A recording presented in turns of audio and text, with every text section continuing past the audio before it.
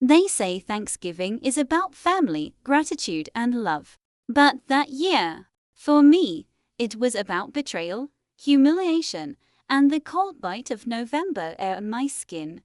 I can still feel it, the way the wind cut through my coat as I stood on my parents' front lawn, suitcase in hand, watching the warm glow of their dining room window from the outside. Inside, I could hear the muffled clinking of silverware, the their laughter, while I was out here, exiled like I'd never been part of them at all. It wasn't just about being kicked out. It was the way they looked at me before it happened. Like I was some stranger who had stumbled in uninvited. I never thought my own parents could do that to me. But then again, I'd been ignoring the warning signs for years. Growing up in my family was complicated. My older brother, Nathan, was the golden child. Straight A's, football star, full ride scholarship, the kind of son every parent brags about. And me, I was the artsy one, the free spirit, which was their polite way of saying I didn't meet their checklist of success. I worked 2 jobs to pay for community college. I didn't drive a fancy car. My clothes came from thrift stores. But I thought, at least they loved me. At least blood meant something. I guess I was wrong. The signs were always their most passive-aggressive comments about my life choices. Dad's little digs about how I should get serious and find a real career, and Nathan. Well, Nathan didn't need to insult me. He had the smug, silent reminder that he was everything I wasn't, but I kept coming back for the holidays. Because that's what you do, right? You show up, smile, and pretend everything's fine even when it isn't. That year, though, something felt different from the moment I walked through their front door. Mom's hug was stiff. Dad avoided eye contact. And Nathan grinned at me like he already knew something I didn't. I had no idea that before the night was over, they'd make me wish I'd never come at all. The smell of roasted turkey and cinnamon filled the air, but somehow it didn't feel warm or inviting. It felt staged, like everyone was performing their roles in a play they'd rehearsed without me. I stepped into the dining room, my casserole dish warm in my hands, and instantly felt every pair of eyes flick toward me. Aunt Lisa's polite smile faltered. Uncle David cleared his throat and looked away. Put it over there, dear, Mom said, her voice just a touch too sweet. The kind of sweetness that covers something sour. I set the dish down next to Nathan's perfect, golden-crusted pie. He smirked without looking at me, like the pie itself was a trophy I'd never win. Dinner started with the usual grace from Dad, but even his words felt tight, like he was rushing through them just to get to something else. Plates clinked, conversation hummed, and every now and then a comment would land like a dart in my direction. So, still working at that little coffee shop? Aunt Lisa asked, tilting her head just enough to make it sound like pity. I smiled tightly. Yeah, still there. It's just until, well, it's good to keep busy, she interrupted, turning back to Nathan. Before I could finish, Nathan launched into a story about his latest promotion, and the table lit up with praise. My parents beamed like proud royalty watching their heirs speak to the court. I kept chewing my turkey, each bite harder to swallow. Then Mom leaned in, her voice low but loud enough for the people next to her to hear. You really should think about getting a real career, honey. You're not getting any younger. My fork froze mid-air. I forced a smile. I'm 24, Mom. Not 90. A few chuckles around the table. Not with me. At me. The rest of dinner blurred into a haze of clinking silverware and quiet humiliation. Every time I spoke, it felt like I was intruding. Every time Nathan spoke, it was met with nods and admiration. But it was after dessert, when Mom and Dad stood up together, that the room truly shifted. Their faces were firm, their eyes cold. "We need to talk to you," Dad said, glancing at the doorway outside. Now, I followed them into the hall, my stomach twisting. The smell of pumpkin pie still lingered behind me, but out here, it was just cold air and the heavy silence of something coming. Dad crossed his arms. "We've decided. You can't stay here tonight. Or at all." I blinked. "What? Why?" Mom sighed, shaking her head. "You've been embarrassing this family, and we can't keep enabling your lifestyle." Lifestyle, my voice cracked. "I work. I pay my bills.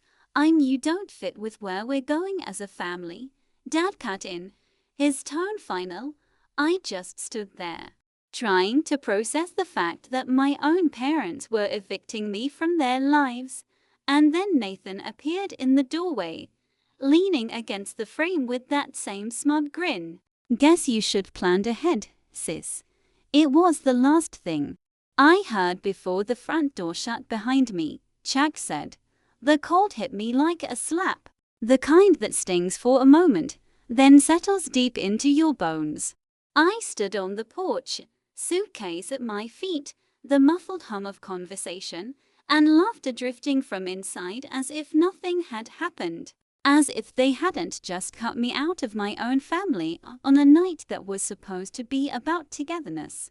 I stared at the door for a long moment, half expecting it to swing back open, and for Mom to call me back in, pretending it was all some kind of cruel joke.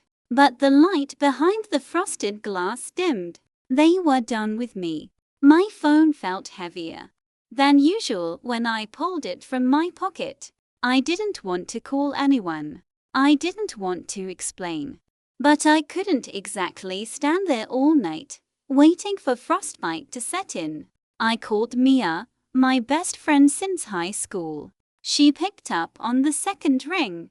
"Hey, you okay? It's Thanksgiving, aren't you? Can I crash at your place?" My voice broke before I could stop it. There was a pause. "What happened?" "I'll tell you later. Please, I just can't be here." By the time she arrived, I'd already gone numb. She hugged me tightly before ushering me into her warm car.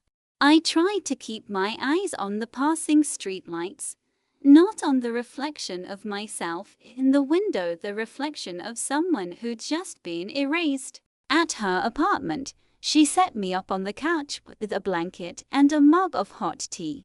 We didn't talk much that night. She just sat nearby, scrolling through her phone, giving me space to breathe.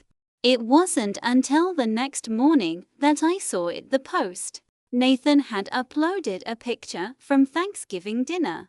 Everyone smiling around the table. The caption read, "Family first, always."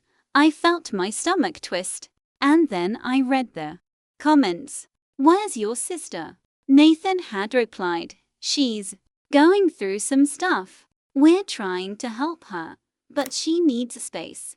I almost dropped the phone. Needs space? That wasn't space. That was exile. That was public image control. Something in me shifted then. This wasn't just about last night. It wasn't even about Thanksgiving. They were pushing me out of their lives completely and crafting the narrative to make it look like my fault. But why? That question lodged in my chest like a splinter I couldn't stop touching. And I was going to find the answer. The next few days blurred together in a haze of coffee cups, second-hand blankets, and late-night thinking. I replayed every moment from that dinner, trying to pinpoint the instant when things turned from tense to irreversible. But there wasn't a single snap, it was more like a slow tightening of a noose I hadn't realized was around my neck. Mia kept telling me, "They don't deserve you, girl," and I nodded along. But inside, I knew there was more to it than just them not liking my lifestyle. Families don't just erase you overnight without a reason. On the third morning, I was scrolling through social media when I saw another post, this time from my mom. It was a smiling picture of her and Nathan, standing in front of a large, old-fashioned house. The caption read, "Exciting changes ahead for the family. Proud of you, Nathan." I stared at the screen. That wasn't our house. And changes ahead didn't mean anything in my parents' vocabulary unless it was about money. I felt a spark in my gut.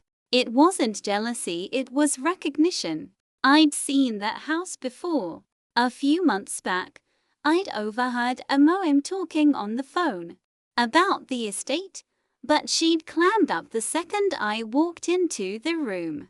I'd brushed it off then, but now, I decided to call my Aunt Marie. She was the one relative who'd always been half in, half out of the family drama, still close enough to know things, but far enough to not buy into my parents' perfect image. She picked up with a warm, surprised voice. "Sweetheart, haven't heard from you in ages." I didn't waste time. "Aunt Marie, what's going on with Mom and Dad? And why would they kick me out?" There was a pause long enough for me to hear her exhale. "Oh, honey, you didn't hear?" "No, hear what?" Another pause. "I think it's better if you ask them." I almost laughed. "They're not exactly picking up my calls right now." Marie sighed, and when she spoke again, her voice dropped to a whisper. "It's about your grandfather's will. There's been some changes, and your name isn't on it anymore." The words hit like ice water. "What? Why?" "I don't know all the details," she said quickly. "But Nathan's been visiting your parents a lot lately. They're consolidating things." Consolidating. I knew what that meant in my family. Someone was getting cut out so someone else could have it all. That night, I sat awake on Mia's couch, staring at the ceiling. The pieces were falling into place. My parents didn't just want me gone.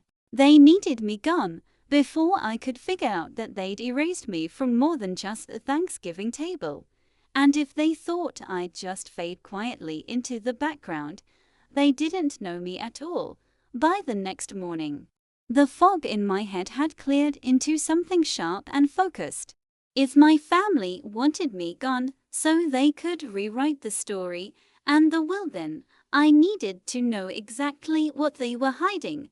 I started small. Mia worked mornings at a local print shop, so while she was out, I sat at her kitchen table with my laptop, combing through every scrap of public record I could get my hands on. Property transfers, business filings, obituaries, anything that had my family's name on it. It didn't take long before something strange popped up, a real estate deed, dated just 2 weeks before Thanksgiving. The new owner's name wasn't my parents', it was Nathan's. And the property, that same old-fashioned house from Mom's photo.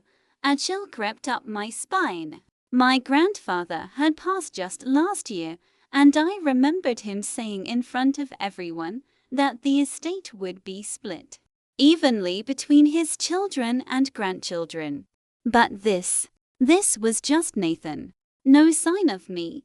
The more I dug, the messier it got. There were bank account consolidations, sudden charitable donations to vague organizations I'd never heard of, and even a legal notice about a trust fund being dissolved. I realized then that this wasn't just about cutting me out emotionally.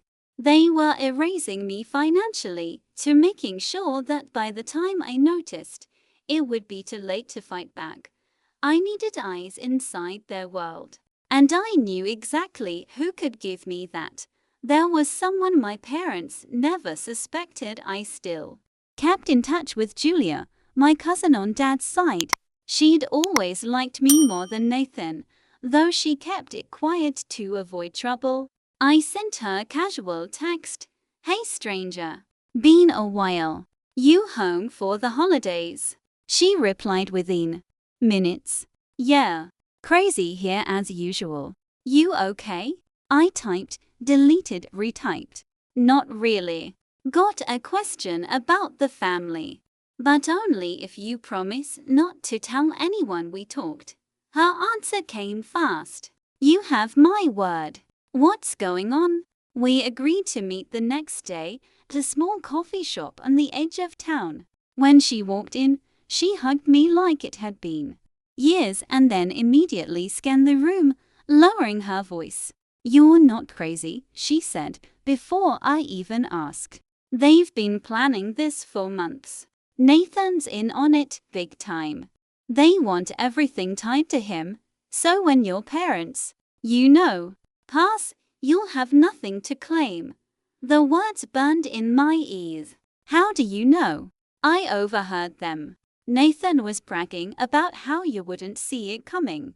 They've already moved half the money into accounts you can't touch." For a moment my breath caught. I'd suspected Nathan's hand in this, but hearing it confirmed was something else entirely. I smiled, though it wasn't the kind of smile my cousin was used to seeing from me. "They think I won't see it coming," I said slowly. "But they have no idea what I'm about to do." Julia's confirmation lit something in me I hadn't felt in months. Purpose. I'd been drifting since that night on the porch, replaying their words, their smirks. But now, I had a direction, and I wasn't going to waste it. We sat in the coffee shop for another hour, my notebook open between us.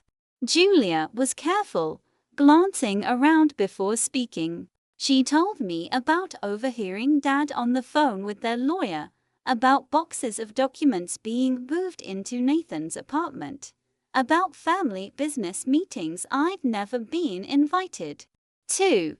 "They think I'm too distracted to care," she whispered, smirking. "But I hear everything."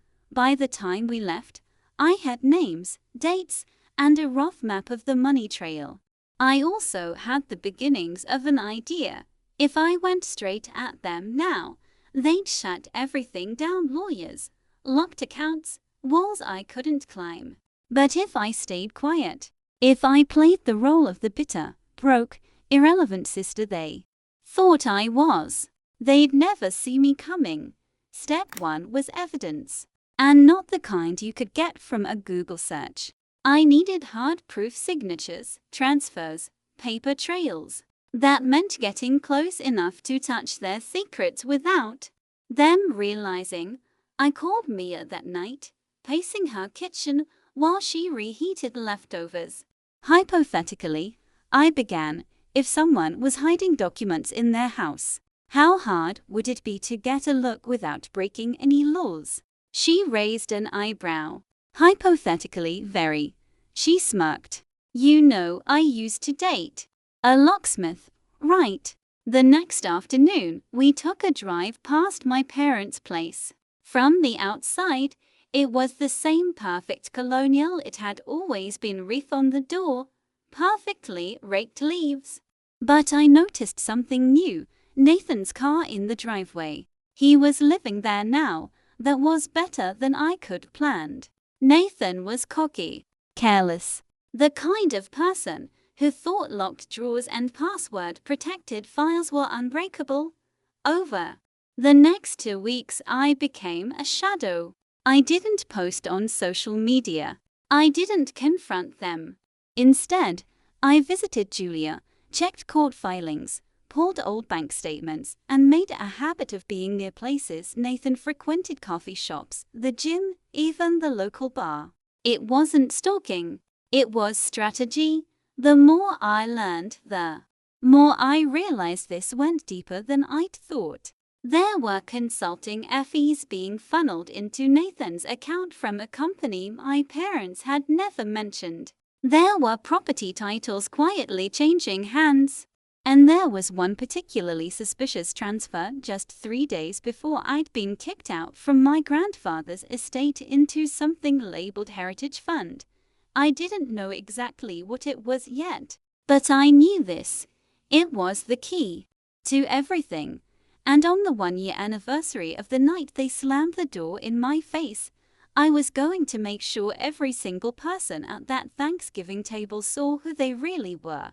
The year between Thanksgivings became my quiet battlefield. Every move I made was deliberate, every word I spoke calculated to keep me invisible in their eyes.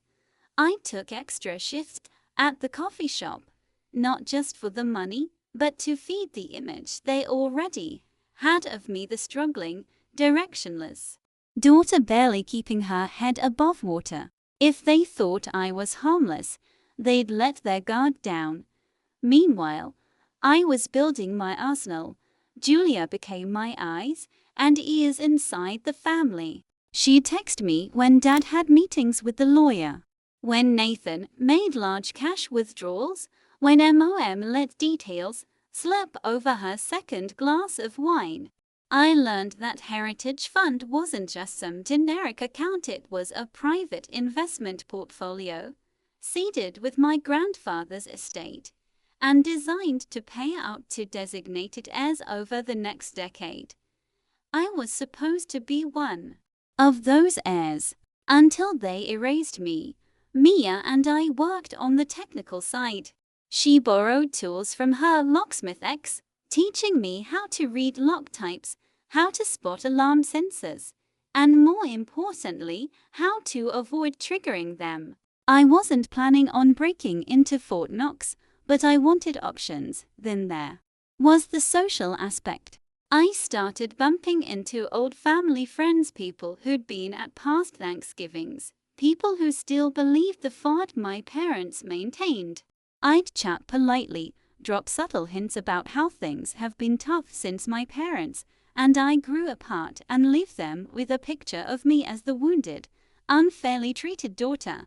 Because when the truth came out, I didn't want anyone doubting my side of the story. By October, I had enough evidence to burn them to the ground: signed deeds, bank transfers, even email screenshots that Julia had forwarded me when Nathan left his laptop unattended. I kept it all in a single flash drive, locked inside a safe in Mia's apartment, but I wasn't going to just hand it to a lawyer or the police. No, that was too quiet, too private. I wanted the reveal to hit them like a sledgehammer in front of the exact people they tried to impress. So I made a plan. This year, Thanksgiving was being hosted at my parents' again. The guest list was bigger: extended relatives, old neighbors, even a couple of Dad's business partners. Perfect. I'd show up uninvited with my best "I'm just here to make peace" smile, and then, at the right moment, I'd show everyone exactly who they were. It wasn't just about revenge anymore. It was about taking back the power they thought they'd stolen for good. Thanksgiving morning arrived gray and cold, the kind of day where the air feels heavy with something unsaid. I stood in front of my mirror, holding two outfits: one that screamed pitiful stray, and another that radiated quiet confidence. I went with the second. If I was going to burn the house down, I might as well look good doing it. Mia drove me, her knuckles white on the steering wheel. "You're sure about this?" she asked. I smiled, tucking the flash drive into the inside pocket of my coat. I've never been more sure of anything. The driveway was already packed when we arrived. I recognized the cars of aunts, uncles, neighbors, even the sleek black sedan belonging to Dad's business partner. I could hear muffled laughter from inside as I walked up the familiar front steps. The moment MOM opened the door, her face froze. "What are you doing here?" "Happy Thanksgiving, MOM." My voice was light, my smile polite. Thought I'd surprise everyone. You know, put the past behind us. Behind her, the living room was full of chatter.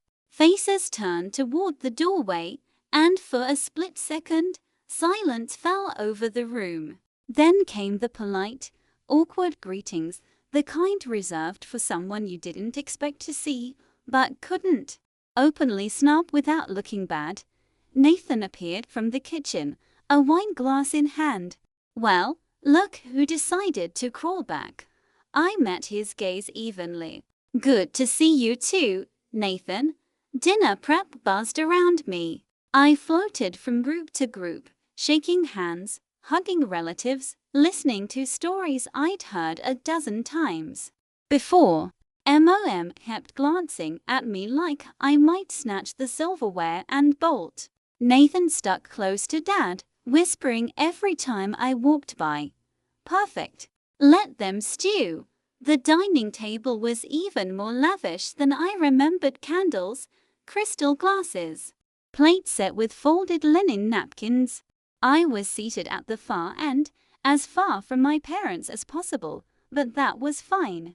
It gave me a clear view of every face. The meal started stiffly. Small talk, polite laughs, the occasional dig from Nathan that I let slide. I waited, letting them relax into the illusion that I was here to play nice, and then, halfway through dessert, Dad stood to give a toast.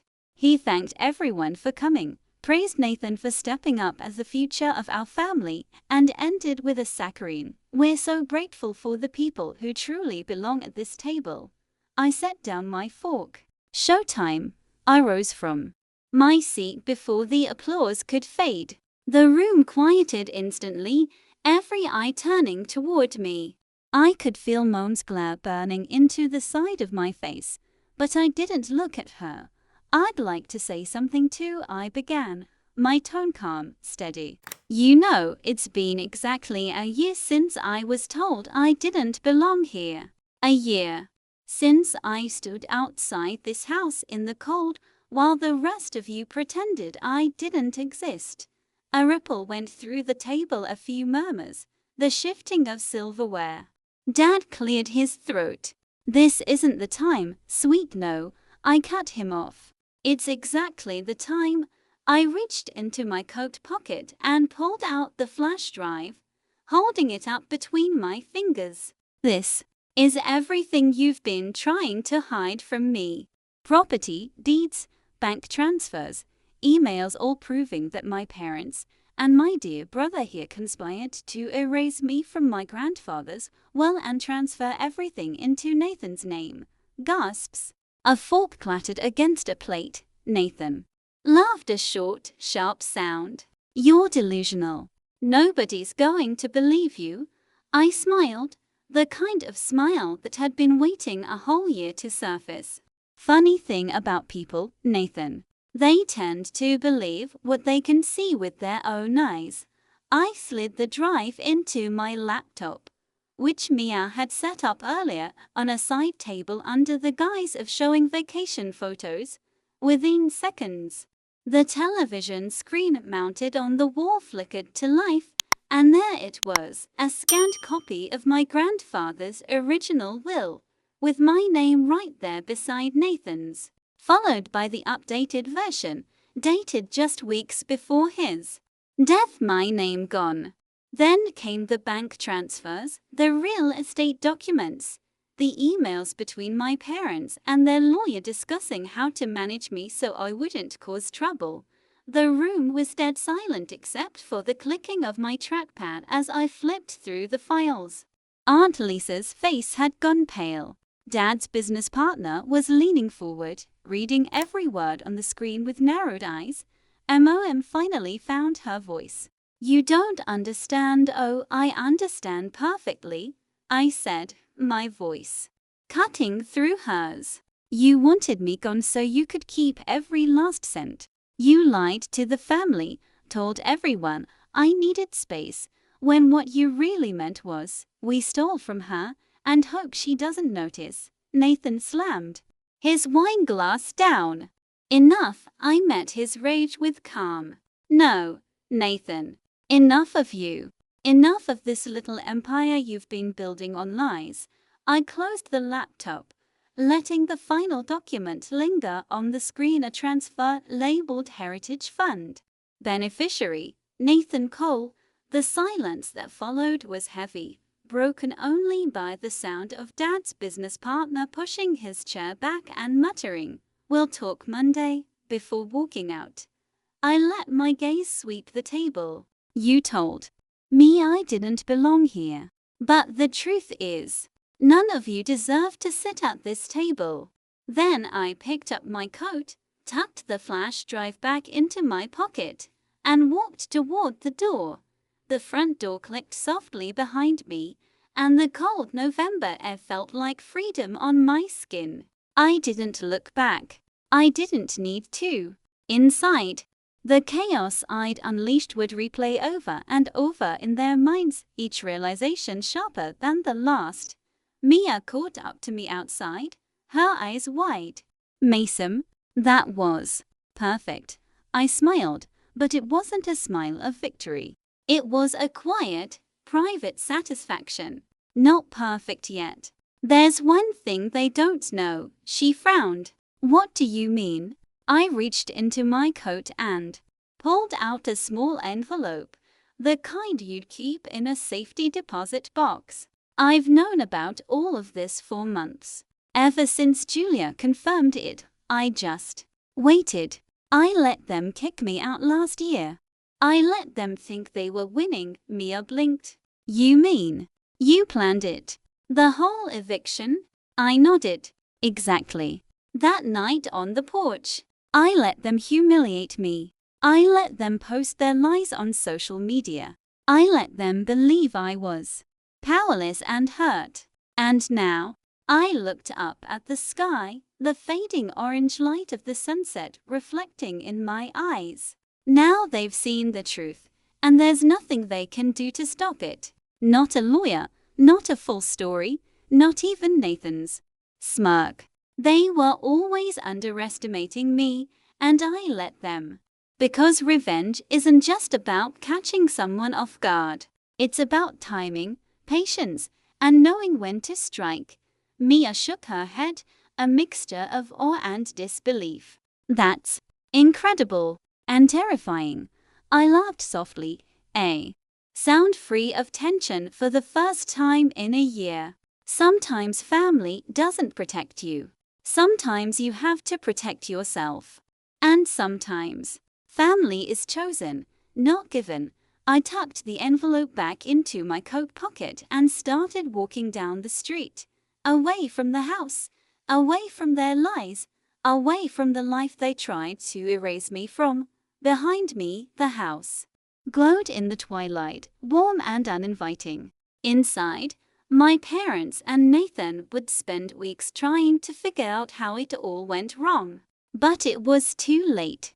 The truth was out, and I had taken back everything they tried to steal from me, not with anger, not with shouting, but with patience, strategy, and resolve. As the first stars appeared in the night sky, I realized something else. I was finally free from their manipulation, free from their judgment, and free to live life on my own terms. And for the first time in a long time, I felt lighter than air. The days that followed were quiet, almost surreal. No one called. No one texted. The world went on outside, oblivious to the storm I'd unleashed inside that house. And I realized I didn't need their calls. I didn't need apologies. I didn't need validation from the people who had tried to erase me. Instead, I spent time with Mia and Julia, people who had believed in me from the start. We laughed more than I had in months, shared stories, and even began planning small celebrations that didn't depend on a family who had only ever measured me against someone else. I reflected on everything that had happened, the humiliation, the lies, the betrayal, and I realized something profound. It wasn't just about revenge. It was about reclaiming my life. about proving to myself that I was capable of strength, strategy, and courage in the face of people who should have loved me unconditionally.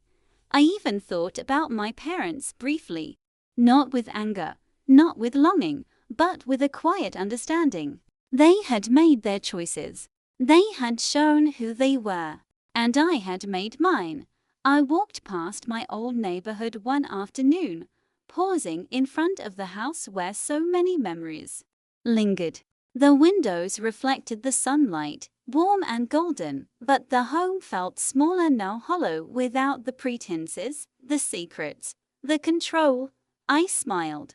For the first time in years, I felt like I belonged somewhere, not in a family that had rejected me, but in the life I was building for myself. And as the seasons changed and another year approached, I knew that next Thanksgiving I would spend it with people who loved me for me. And maybe, just maybe, I would look back at that night a year ago, the night they kicked me out, and realize it had been the moment I truly became free. Because family isn't always the people who share your blood. Sometimes family is the people who see you, truly see you, and stand by you no matter what. And in that truth, I found peace. Months passed and life settled into a new rhythm, one without the constant shadow of my parents' expectations or Nathan's smug superiority. Word of the Thanksgiving reveal spread quietly through the family circle. Some relatives reached out, hesitant and apologetic, but I didn't respond. Not out of spite, simply because I didn't need to. My closure didn't depend on their recognition. It depended on me knowing the truth and acting on it. Nathan tried to salvage his image, posting vague social media updates about family challenges and learning from mistakes, but anyone who had been at that dinner could see through it. His smirk, once so confident, had dimmed. The carefully constructed persona of the golden child was crumbling under the weight of his own misdeeds. My parents, on the other hand, retreated into silence. They avoided my gaze in public, spoke cautiously when forced, and seemed to shrink in the presence of relatives who had witnessed the evidence firsthand. It was strange, almost poetic. The people who had wielded power over me for years now found themselves powerless, watching as I built a life they could no longer touch. And me, I thrived. I didn't just survive, I flourished. I pursued my passions without judgment, invested my time in relationships that mattered, and rediscovered the joy of being unapologetically myself. Every job, every project, every laugh shared with friends was a testament to the strength I'd found through hardship. Occasionally, I thought back to that cold night on the porch, the suitcase in my hand, the sting of rejection and humiliation. And I smiled, not bitterly, not angrily, but with the quiet satisfaction of someone who had endured, learned, and come out stronger on the other side. Revenge had been sweet, yes, but the real victory was freedom. Freedom to choose my family. Freedom to reclaim my life. Freedom to rise above those who had tried to keep me down. Sometimes I wonder if they'll ever truly understand what they lost. But then I remind myself I don't need them to. I only need to understand myself, and that understanding is worth more than any apology, any inheritance, or any acknowledgement they could ever offer. And as I looked toward the future, I felt something I hadn't felt in years. Hope. Hope not tied to expectations, not entangled in betrayal, but pure, untethered, and mine. For the first time, I was not just surviving. I was living fully, freely, and unapologetically. Thanks for watching. Hoped you liked it. If you watched till the end, please comment revenge so that we could understand you were with us till the end. As well as, please let us know, where are you watching from? What do you want to hear from us in next video? If you have any incident in your life, please let us know. We would love to share your story. Before leaving, please hit the subscribe button, comment your thought, and share with your nearest and dearest one. See you in the next one. Until to the next one, stay happy.